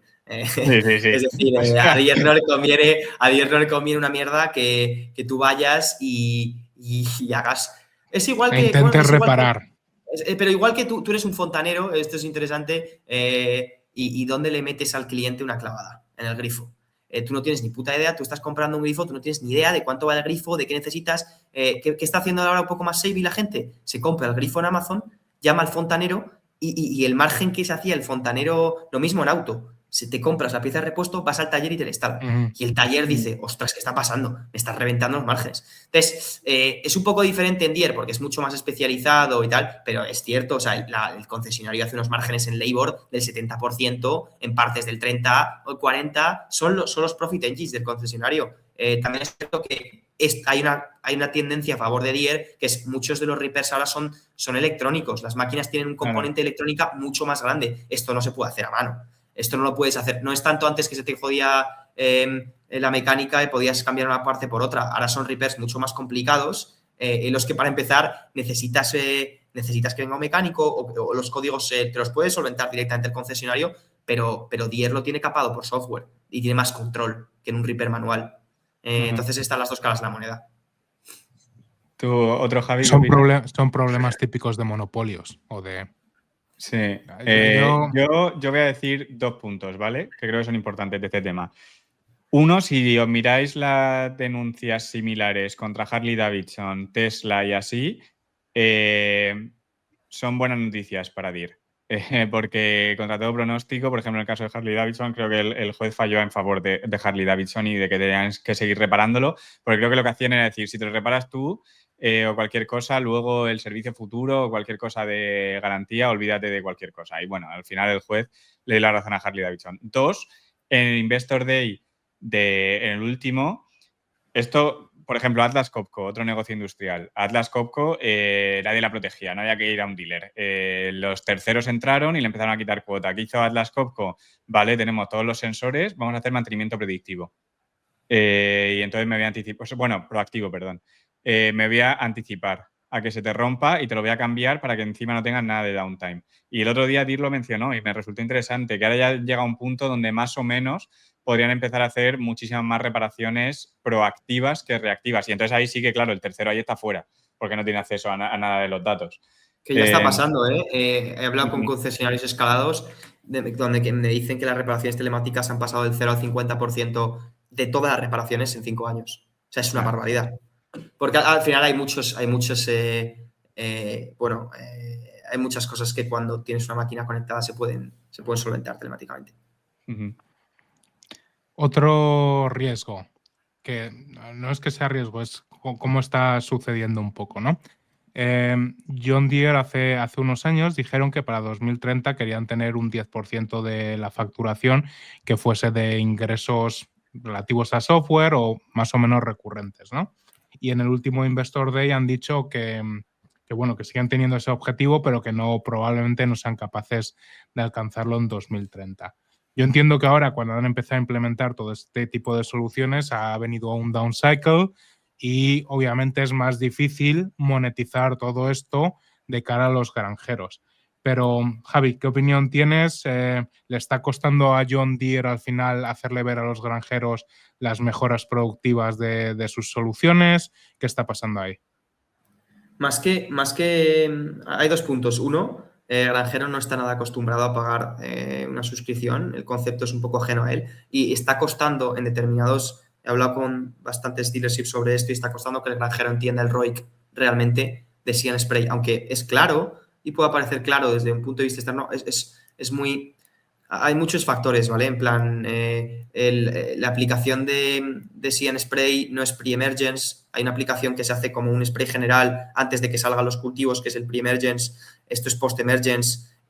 Post-emergence hay algunas granjas que hacen dos aplicaciones, una que tiene que ser general para cultivo, para posibles plagas de luego, y otra que es ya más la insecticida. Entonces tienes que operar dos tanques a la vez, eso añade costes si quieres tener el See & Spray. O sea, no es todo tan directo y fácil. Luego el See & Spray solo está de momento para maíz, lo van a sacar para otras plantaciones y tal, pero está subiendo mucho la adopción y ha pasado 1 millón o 5 millones de acres y el ROI que es real y realmente es algo que funciona y la tecnología es un bueno, punto es de que, retorno de ya. hecho, el ROI que es tan real que Deere ha pasado a decir, oye, solo me pagas si te ahorras pasta, si no, no me pagues. O sea, eso es un modelo de monetización muy interesante que lo han metido exactamente para esto, porque al granjero le estaba costando. Efectivamente, también una señal de debilidad que no eras capaz de monetizarlo, porque al final es que el granjero está acostumbrado a pagar una vez y luego olvidarse y al final es algo como que... Bueno, a nadie le gustan suscripciones, ¿no? A nadie le gustan las suscripciones, efectivamente. Yo también te digo una cosa, yo soy el equipo directivo de Deere, te lo dejo gratis 2 o 3 años más y hasta luego CNH, hasta luego Asco. Porque llevo toda la adopción gratis y luego ya tengo... Obviamente eso es lo que levanta el ojo del regulador, porque si lo monetizas de repente cuando ya los otros no tienen nada que hacer... Pero, o sea, yo creo que es más que un riesgo, es un punto a monitorear, pero a mí no me preocupa mucho, la verdad. Para mí el riesgo principal no es que lo vayan a adoptar, porque si hay ROIC se va a adoptar. Eso simplemente tardará más o menos. Para mí la preocupación general es que al final todas estas mejoras a nivel de productividad, Deere siempre las ha monetizado a nivel de hardware y al final Deere ha mejorado la productividad para los granjeros una barbaridad. Pero la mayoría de eso no fluye a Deere o no ha fluido en los últimos 200 años a Deere, ha fluido al consumidor general. Es decir, los alimentos son más baratos que nunca. Aunque tú pongas noticias y veas que cada vez la carne es más cara y cada vez todo es más caro, realmente, si te vas a los últimos 200 años, todo es más eficiente, se produce mucho más barato y eso es gracias una pequeña parte a Deere. Entonces, la mayor parte de los beneficios fluyen al consumidor. Entonces, para que fluya a Deere, tiene que ser relativamente muy diferenciado, otros no pueden llegar a tal. Entonces, a mí lo que, por así decirlo, me preocupa en el futuro, ahora hay mucha distancia y yo no creo que esto sea un problema en los próximos años, pero realmente todo esto siempre lo has monetizado a nivel de hardware y llegaba a un punto en la que la tecnología See & Spray no mejora incrementalmente. Es decir, tú tengas tu cultivo y ahora está mejorando un poco incrementalmente lo correctas que son las cámaras y cómo reconocen, lo rápido que van los sprayers, pero ya cada vez está mejorando tanto hasta el punto de que ya ha parecido un sprayer normal en cuanto a velocidad. Y la accuracy es bastante... El reconocimiento de lo que es una planta versus una hierba es muy alto, ya más del 90%, el error es muy bajo. Entonces... llega un punto en el que ya no mejoras tanto, la tecnología es más estática, entonces los competidores tardarán mucho en hacer catch-up, pero eventualmente harán catch-up. Entonces, los competidores, ni CNH ni ACCO, han hablado de un modelo de suscripción. De hecho, ACCO tiene un modelo que es puro retrofit, es solo hardware, pagas y ya está, funciona peor, menos ahorros, pero va a ir mejorando. Y lo mismo CNH. Entonces, para mí el miedo es si en unos años, cuando haya un catch-up relativo, Deere nunca ha monetizado nada, mejoras de productividad sí a nivel de software. Entonces, ¿qué es lo que les va a permitir poder llegar a tener un modelo de monetización cuando no, de manera recurrente, cuando nunca lo han tenido y siempre ha sido hardware? Hay cosas a favor, cosas en contra, pero para mí esa es un poco la pregunta, ¿no? Yo sí que creo que va a haber adopción. Yo sí que puedo ver que en unos años estos sean 100 millones de acres en vez de 5, pero para mí el principal tema es ese, que no se pueden dormir y que al final esta tecnología puede llegar a un punto que sea más estática y que la combinan con otras partes o consigue que se integren de otra manera con otras partes del ecosistema, pero... A ver, también hay que pensar que igual que para el granjero o para el agricultor, estos modelos de monetización también son nuevos para Deere y tendrán que pasar por experimentación, ver lo que funciona, ver lo que no. De hecho, a mí es que la manera más directa de comunicarte probablemente con un agricultor es decirle, mira, si te ahorra no sé cuánto, me das parte y si no te ahorra nada, no me pagues nada. Porque ahí sí que es un win-win. Oye, te está ahorrando más, ¿sabes? Pero sí, tendrán que hacer su exploración y ver cómo funciona. También lo que decía. Di, Javi. No, perdona. No, lo que decía que ha sido un periodo bastante difícil también para los agricultores después del boom que tuvimos o tuvo Deere. Los 2 últimos años en los que esto se ha desarrollado más han sido años malos para los agricultores. También uno es más reacio a adoptar este tipo de cosas cuando las cosas no están yendo bien. Vamos a ver qué pasa en los siguientes años. Sí. Hay algo que a mí me preocupa un poco, por así decirlo, y es que ha habido una subida de márgenes muy generalizada en toda la industria, ¿no? Es decir, la inflación se ha trasladado, hemos tenido subidas de precios del equipo de 40 o 50% acumulados desde el COVID, cuando los input costs de los metales y lo que cuesta hacer el tractor subieron mucho, pero luego han bajado, ¿no? Y entonces tienes casi toda la industria, ACCO estaba haciendo márgenes del 6 en 2018-2019, ha cerrado 2024 con márgenes del 9. ¿Ha cambiado mucho el negocio de ACCO? Realmente no mucho. Tienen un poco la parte de agricultura de precisión, pero no es suficiente como para justificar ese aumento de márgenes. ¿Hasta qué punto crees, Javi, que puede que, en el caso de Deere, oye, yo te meto, como Deere siempre hace la misma introducción al mercado, ¿no? Oye, yo te meto este add-on, lo vendo como retrofit de momento y cuando ya tiene muchísima adopción, te lo vendo como parte de la maquinaria normal.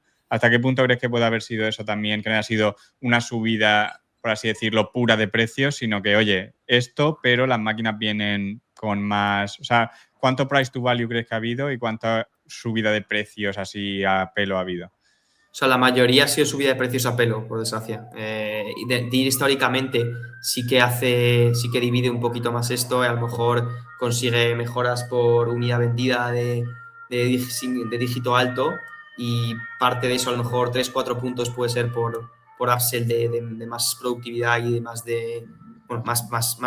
contenido en la maquinaria, pero realmente es que los últimos años, o sea, Deere realmente ha pasado de márgenes del 11 en 2020, la parte de maquinaria a márgenes del 16 o 17. Hay parte que puede ser completamente sostenible, pero yo que sí a lo mejor mi riesgo puede ser si hay algo, mejor 100 puntos básicos, 200 puntos básicos, que realmente, precios que, como hemos visto en otros componentes industriales, por ejemplo, IMCD y Aselis, muy interesante, son distribuidores químicos. Es muy interesante porque de repente toda su historia habían operado con márgenes X y de repente suben márgenes 300, 400 puntos y dicen, no, es que los precios de los químicos nunca bajan, es el new normal. Y de repente ahora, pero esta narrativa repitiéndola 2-3 años y todo el mundo de la industria convencido, insiders de la industria convencidos, en plan de, no, los precios no bajan, los precios no bajan, los precios no bajan. Y dice, bueno, los precios no bajan, pero a lo mejor tienes inflación acumulada. ¿Qué está pasando? Competencia en China, con otros providers, se están matando los consumidores por tal, pues al final los precios bajan y al final ahí lo mejor 20 era años... ahí a lo mejor Exacto. era el argumento de los precios sí bajan, pero no de lo que vendo yo, ¿sabes? Sí, O sea, lo los que vendo yo specialty está chemicals nunca suficientemente bajan. diferenciado. Nunca bajan los specialty chemicals. Y digo, bueno, a ver, si se ha abusado el consumidor en el COVID porque no tenía una fuente de supply alternativa y le has podido cargar lo que querías, que este no ha sido el caso, porque es un negocio, no es un distribuidor, es tal. Pero aquí sí que ha habido, al final es un Sí. oligopolio, has podido trasladar precio muy fácil. Entonces eso es un poquito, por así decirlo, Sí que es verdad que en cierto modo también, o sea, no creo que por unos números que he visto, no creo que la rentabilidad de los cultivos haya disminuido tanto a pesar de la subida de precios, obviamente porque las tierras han apreciado y todo ese al tipo final de eso se cosas. traslada, al final eso se traslada, son price takers, al final lo traslada al consumidor, ha subido mucho la comida también, ha subido, o sea, Claro. esos son price takers. O sea, me preocuparía en este punto, que habrá que ver cómo se desarrolla, me preocuparía bastante más si ves los márgenes de los agricultores y dices, ¡buah! Están realmente jodidos comparado con hace 5 años y en realidad están, o sea, no están tan bien como en la pandemia, pero tampoco están reventados, ¿sabes? Los cultivos, al menos en Estados Unidos. Y lo que Ya. tú has dicho, ¿no, Javi? Es al final el porcentaje que es el equipamiento en los costes o la depreciación en los costes de operar la granja es relativamente bajo, ¿no? Sí, Lo sí, que sí, te da un sí. poco más de margen para poder jugar también un poco con los precios, entre Y comillas. Sí, también, correcto. también hay que tener en cuenta que luego muchas de estas cosas se financian, los tipos también eran bajos durante la pandemia, habrá que ver lo que pasa con ellos, Ahora lo que está pero pasando mucho, ahora lo que está pasando mucho, la mayoría de equipo se financia y además es un trading, es decir, el granjero no llega y dice, oye, me quiero comprar una cosechadora nueva, pumba, sino que cambia la cosechadora antigua por la nueva y el problema es que está pasando ahora, por lo que hay también estos problemas de demanda, es porque tú has comprado una cosechadora hace 2 años y ahora tu equipo usado ha bajado mucho de valor y cuando vas a hacer un trading ha subido mucho el precio del equipo nuevo y dices, ostras, no me llega para comprar una nueva.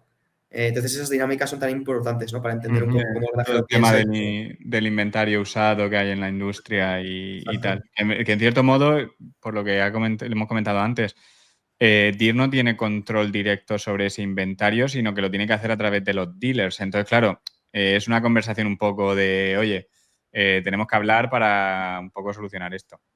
Pone muchos incentivos y tiene bastante control sobre los dealers, les pone bastante mano firme, pero sí, o sea, dealers al final tiene que trabajar un poco con ellos Sí, sí. y por eso los dealers es un negocio jodido, es un negocio que las buenas ganas dinero, pero al final el dealer tiene que, en estos trades, tiene que asumir un valor que él no sabe cuál va a ser, de cuánto va a valer el equipo usado en unos años para aceptar el trade. Y es que es un negocio muy difícil porque te estás comiendo esa incertidumbre entera, te la comes tú y hay dealers que tienen que hacer impairments enormes sobre el precio que han pagado porque pagaron por equipo usado.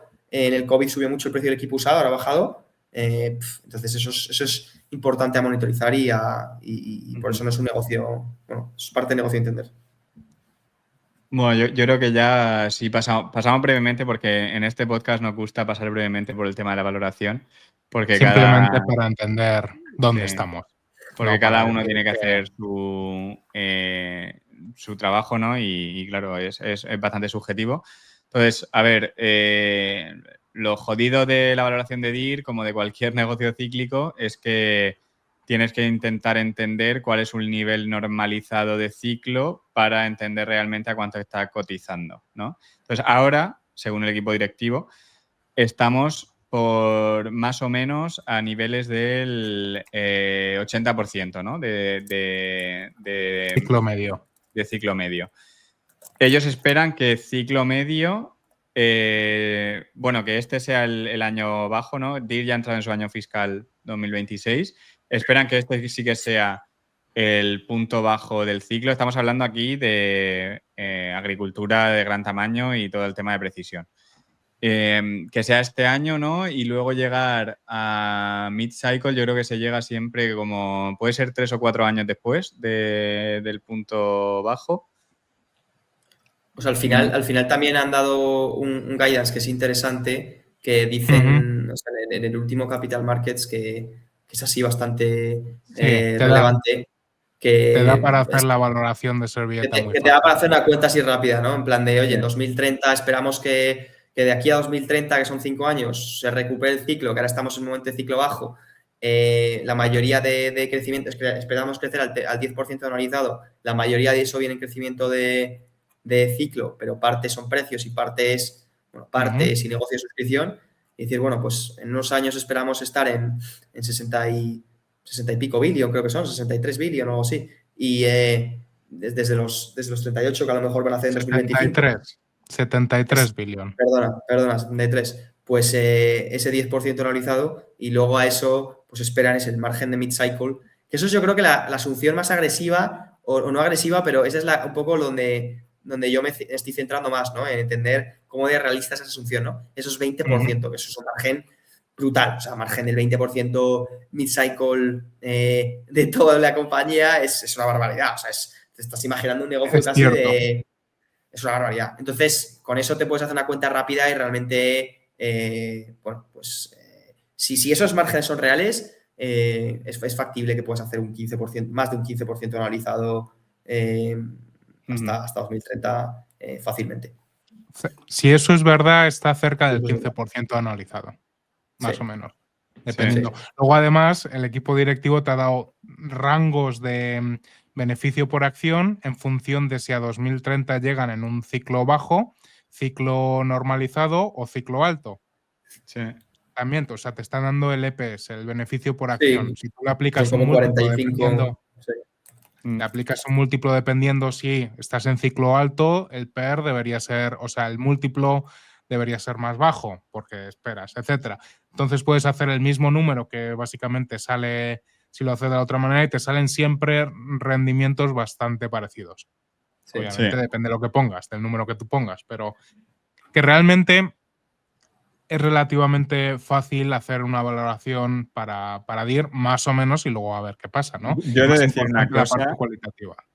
una cosa, Javi, que esto te lo he dicho bastantes veces. A mí me gusta bastante cómo comunica el CFO de DIR y cómo lleva las cosas atadas y cómo cuando le preguntan algo, la mayoría de veces la contesta, no hago muchos CFOs. Es joven además, ¿no? Sí, relativamente joven.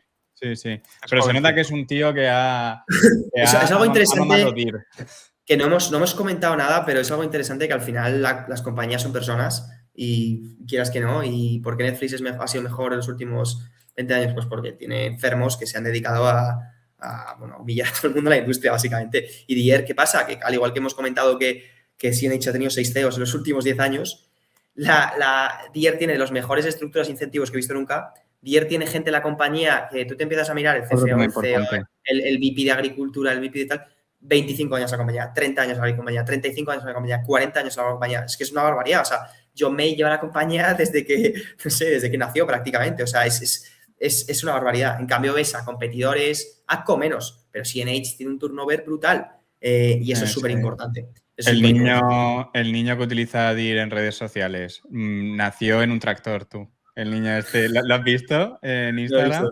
No, te lo mando luego, es increíble, macho. Es el futuro CEO. Javi, el futuro 100%. CEO. Esperemos. O sea, Leandro y yo le vamos a pagar la educación para que sea el futuro CEO. Sí.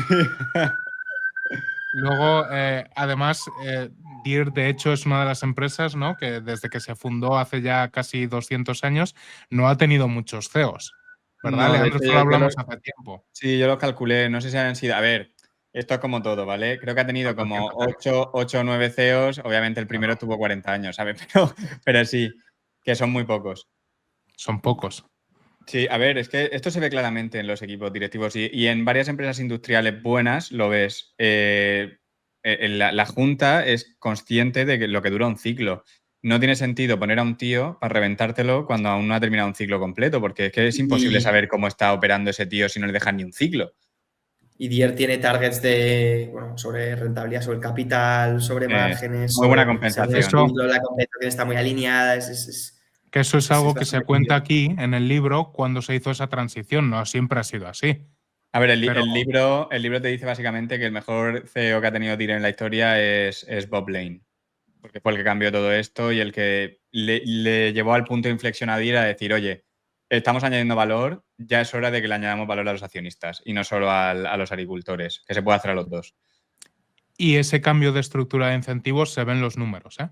Se ve reflejado en los números años después de cómo la empresa se convirtió mucho más eficiente. No hay ninguna... O sea, no hay nada más real que si tú a la gente la incentivas para que haga algo, lo más probable es que haga esa cosa. O sea, me refiero, si es que el ser humano no es muy distinto, da igual donde estés.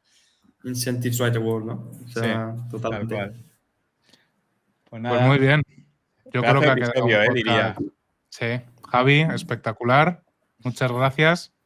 Nada, un placer, ha estado Podríamos chulo, haber estado hablando con Javi seguramente Sí. 10 horas y seguiríamos igual. Sí, al final Aprendiendo todo el rato. estos temas se quedan para mucho y es que son negocios al final muy complejos, muy grandes, muchas patas y están chulos además. Y súper interesantes. a mí me parece súper interesante, sobre todo por el poco conocimiento que hay sobre ellos en la población general. O sea, todo el mundo sabe lo que es un tractor de DIR, pero nadie tiene ni idea de cómo funciona el negocio de DIR. Sí. Especialmente en Europa, por lo que hemos hablado, ¿no? Que no es algo que... A ver, es que el tractor de DIR que ves en Europa, DIR generó revenue de ese tractor en el año 96. El único revenue que ve ahora son las partes y si eso. Muy bien. Muy bien. Pues esperemos traer a Javi para futuras ediciones de otras empresas, porque siempre aporta un montón de valor. Oye, chicos, un placer. Muchas gracias a todos. Un abrazo. Un abrazo.